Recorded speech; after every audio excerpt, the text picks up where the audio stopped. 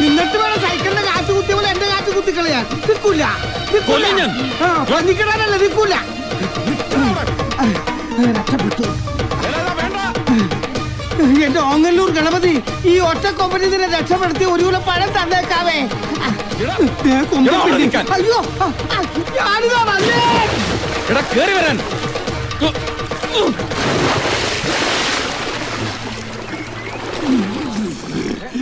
എന്റെ പൊന്നെ അച്യുതൻകുട്ടി ചാടരുത്, എന്നെ മുക്കി കൊല്ലരുത്.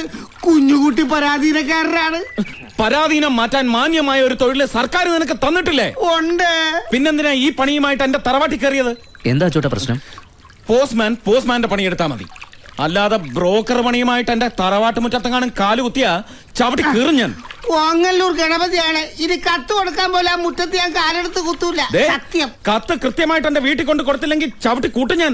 കാല് കുത്തിയാലും വെട്ടും, കുത്തിയില്ലെങ്കിലും വെട്ടും. ഈശ്വര, ഞാനിപ്പോ എന്താ ചെയ്യാ?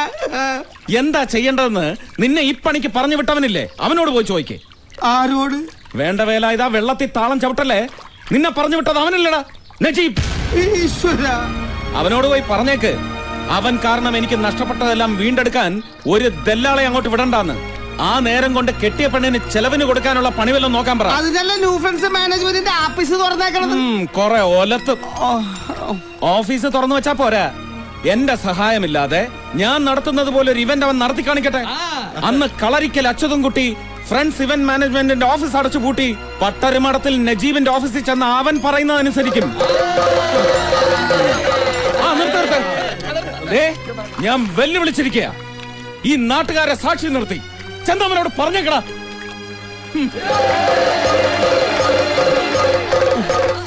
എന്റെ ഗണപതി ഭഗവാനെ, വഴിപാട് നേർന്ന ഒരു കൊല പഴയെത്തിക്കാൻ എനിക്ക് കുറച്ച് സമയം കൂടി തന്നേക്കണേ.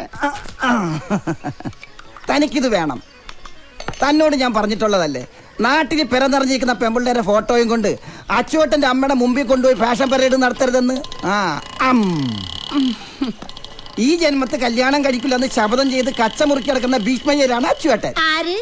ഞങ്ങളുടെ പുരാണത്തിലൊരു മെഗാസ്റ്റാർ കഥാപാത്രമുണ്ട്, ഭീഷ്മയ്യര്. ഭീഷ്മയ്യരല്ലട ചെകുത്താനെ, ഭീഷ്മര്. ഞാൻ ഇത്തിരി റെസ്പെക്ടോടുകൂടി പറഞ്ഞേ ഉള്ളൂ. എന്തായാലും അച്ചുവേട്ടൻ തോട്ടിൽ ചാടാൻ ഞാൻ തന്റെ ഭാഗ്യദോഷം. ഭാഗ്യദോഷം?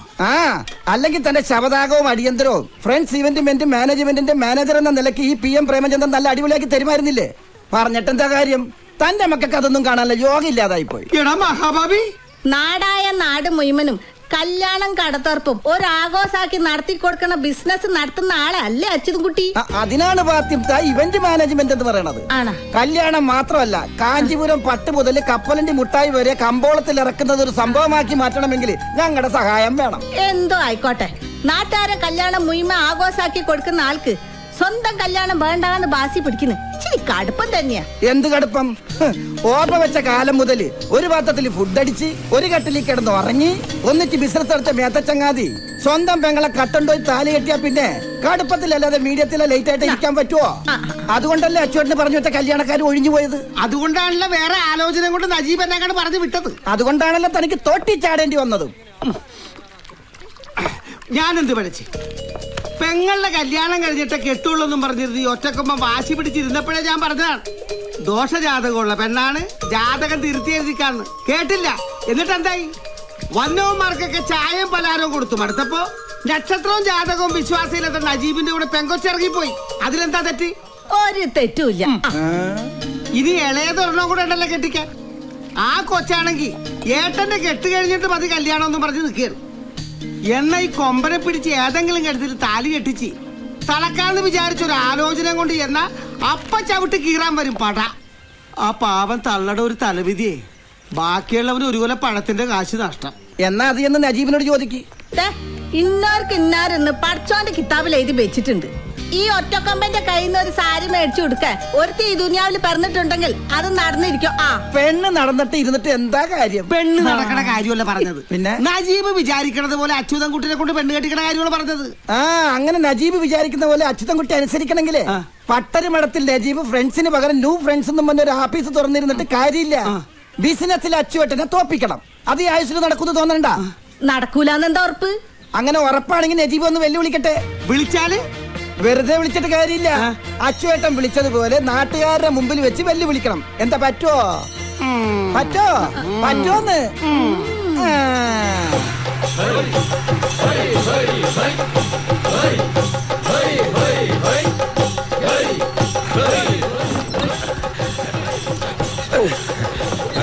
മതി, ഇനി കൊട്ടൊക്കെ വെല്ലുവിളി കഴിഞ്ഞിട്ട് എല്ലാവരും ഇറങ്ങിക്കോ. സോറി, വേഗമായിക്കോട്ടെ. കളരിക്കൽ മുറ്റത്തെ കണിതിരുന്നു. ഒരു മിനിറ്റ്.